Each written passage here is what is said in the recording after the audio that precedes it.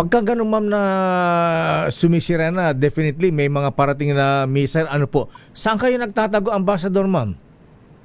Dito may shelter dito sa embassy kasi ang embassy nasa emergency operations kami. So nandito kami nagsistay sa embassy na mismo para madaling magbigay serbisyo sa community. So sa Tel Aviv po yan, Ambassador?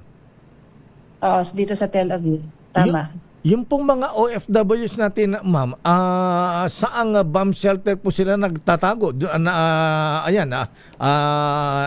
Tumitira o sana para safe sila? Sa bahay ba ng kanilang mga employer o merong public bomb shelter, ma'am? Yung requirement kasi dito na dapat yung mga buildings may mga bomb shelters, no?